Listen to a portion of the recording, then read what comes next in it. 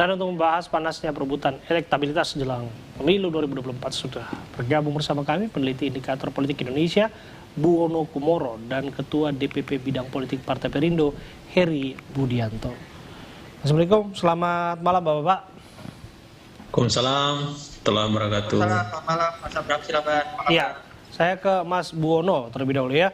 Mas Buwono, apa yang istimewa sebetulnya dari hasil yang baru saja dirilis oleh lembaga Anda bekerja, indikator? Ya, terima kasih Mas Abram, silakan. Ya, kami baru saja merilis survei terbaru kami periode 14 sampai 19 April 2022. Yang menarik dari temuan elektabilitas para bakal calon presiden di survei kali ini adalah untuk kali pertama posisi Bapak Prabowo Subianto di posisi pertama seperti survei-survei periode terdahulu itu tergeser oleh Ganjar Pranowo. Kalau dari survei kali ini elektabilitas tertinggi diperoleh oleh Gubernur Jawa Tengah Ganjar Pranowo dengan angka 26,7%, kemudian disusul oleh Pak Prabowo Subianto 23,9%. Gubernur DKI Jakarta Pak Anies Baswedan di posisi berikutnya 19,4%. Yang sangat signifikan meningkat. Ya, yang sangat signifikan meningkat kita menyoroti Ganjar Pranowo. Mengapa bisa demikian?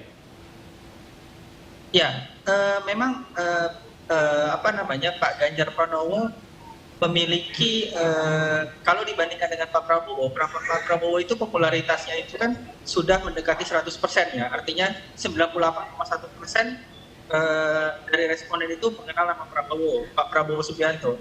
Jadi hampir seluruh Indonesia mengenal nama Pak Prabowo Subianto. Jadi ruang beliau untuk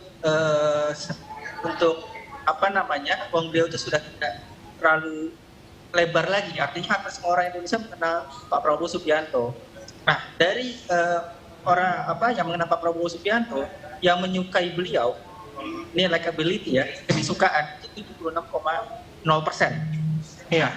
Mas Sisi lain Pak Ganjar Pranowo popularitasnya baru 72,9%. Jadi ruang bagi Pak Ganjar Pranowo untuk terus populer mengenalkan diri itu masih sangat lebar, masih sangat jauh karena popularitas beliau masih di angka 72,9%.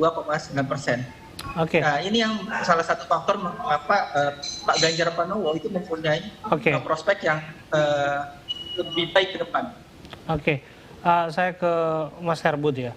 Mas Herbud, ada yang menarik juga dalam hasil survei di mana Partai Perindo ada di peringkat 9 dan meningkat mampu mengatasi PAN termasuk juga Hanura. Bagaimana Anda menjelaskan peningkatan ini? Ya, baik, terima kasih Mas Abe dan Mas Bawono dari Indikator Politik, bahwa kami di Partai Perindo mencermati hasil-hasil survei yang dilakukan oleh lembaga-lembaga, termasuk salah satunya adalah yang dilakukan oleh Indikator Politik. Dan kalau kami cermati dari hasil survei bulan Februari yang lalu yang dilakukan oleh Mas Bawono dan kawan-kawan di Indikator Politik, bahwa suara atau elektabilitas dari Partai Perindo mengalami kenaikan. Kalau saya tidak salah pada bulan Februari itu di angka masih 1, sekian persen ya. Sekarang di angka 2,1%. Begitu juga dengan hasil-hasil survei lembaga lain yang kami cermati. Artinya apa? Kami merasa bahwa apa yang kami lakukan ya beberapa waktu terakhir itu membuahkan hasil yang signifikan.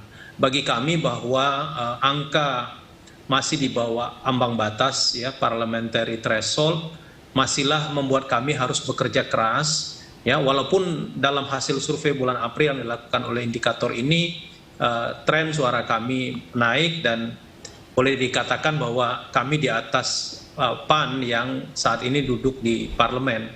Tapi bagi kami Mas Abe, bahwa ini bukanlah satu langkah untuk kami berpuas diri, tapi kami ini menjadi satu motivasi bagi kami di Perindo untuk terus bergerak di masyarakat, lalu kemudian pada saatnya kami bisa menembus parliamentary threshold. Oke, saya kembali ke Mas Bawono. Mas Bawono, di samping nama-nama yang tadi Anda sebutkan, ada Ganjar, kemudian Prabowo, dan Anies Baswedan, ada satu hal yang menarik, termasuk nama Pak Erick Thohir yang mengalami tren ya, yang meningkat begitu. bagaimana Anda menjelaskan image beliau Ya. di mata para pemilih kelak? Ya, memang kemunculan nama Pak Erick Thohir ini memang cukup menarik ya. Dari beberapa kali survei terakhir kami, beliau perlahan-lahan mengalami kenaikan baik dari segi popularitas maupun elektabilitas gitu ya. Nah, popularitas beliau itu sekarang masih pada posisi 54%. Artinya masih sangat lebar sekali, masih sangat ruangnya sangat lebar untuk beliau semakin meningkatkan popularitasnya gitu ya. Nah, kan rumusnya itu kan orang dikenal dulu, lalu disukai, kemudian baru dipilih. Nah, sekarang yang menyukai atau likability dari Pak Erick Thohir juga tinggi, dari 54% orang yang mengenal beliau itu hampir 76%-nya suka dengan sosok Pak Erick Thohir gitu ya. Ada berbagai faktor yang menjelaskan hal ini ya. Salah satunya mungkin adalah kemampuan Pak Erick Thohir menggunakan jabatan publik yang beliau emban sekarang sebagai Menteri BUMN untuk mengenalkan diri beliau kepada publik itu secara lebih luas. Dan kalau kita lihat kan juga berbagai ruang publik itu Pak Erick Thohir juga muncul ya, misalnya di ruang-ruang perusahaan BUMN ya, di ruang-ruang promosi-promosi perusahaan-perusahaan plat merah dan sebagainya. Jadi ini juga dipengaruhi dengan kemampuan dalam berkomunikasi kepada publik baik secara melalui media sosial maupun secara tatap muka. Ya, saya kira itu Mas Abi. Ya, saya kembali ke Mas Herbut. Mas Herbut, sebagaimana kita ketahui kan pemilu kelak dilakukan secara serentak, legislatif dan pilpres, dan penilaian publik juga tentu kepada partai politik siapa yang akan didukungnya begitu. Apakah Perindo juga mengamati, mencermati nama-nama yang termasuk dalam survei-survei menjadi kandidat calon presiden 2024? Ya, sudah pasti itu dilakukan oleh Partai Perindo sebagai partai peserta pemilu 2019 yang saat ini kami memiliki 408 kursi di provinsi dan kabupaten kota, dan tentu ini adalah satu pengamatan yang detail ya, dan nama-nama yang muncul di lembaga survei terkait dengan calon presiden maupun wakil presiden itu juga berkembang. Dinamika itu berkembang di kalangan internal Partai Perindo, baik itu di DPP, di DPW, provinsi maupun kabupaten kota di DPD, sehingga iklim ya demokratis yang terjadi di Partai Perindo ya tentu mereka mencermati nama-nama yang ada, lalu kemudian kami di Partai Perindo di DPP khususnya Pak Ketua Umum menampung aspirasi-aspirasi yang ada, lalu kemudian pada saatnya nanti tentu kami sadari bahwa sebagai partai yang kami bisa mengusung dari aturan ya 25% perolehan suara nasional, tentu kami akan melihat dan pada saatnya nanti Perindo akan bersama-sama mengusung ya partai bersama partai lain untuk calon presiden dan wakil presiden. Mas Herbut, seberapa jauh Anda melihat pengaruh dukungan terhadap calon presiden, dampaknya terhadap keterpilihan dan kesukaan terhadap partai politik?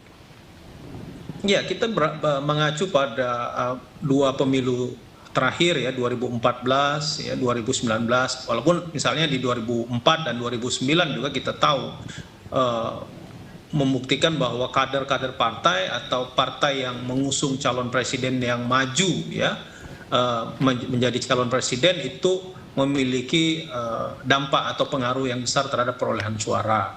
Nah, itu sangat kami sadari, makanya nama-nama yang berkembang itu semua masuk di dalam dapur perdebatan-perdebatan, kemudian masuk dalam diskusi-diskusi internal di Partai Perindo, karena kami meyakini bahwa setiap calon presiden dan wakil presiden yang diusung oleh partai politik itu nanti akan memiliki dampak yang signifikan bagi perolehan suara partai politik gitu. Baik, terima kasih atas waktu Anda berdiskusi bersama kami, Ketua DPP Bidang Politik Partai Perindo, Mas Heri Budianto, dan juga peneliti Indikator Politik Indonesia yaitu Bu Ono Kumoro sudah hadir bersama kami. Terima kasih Mas Abraham.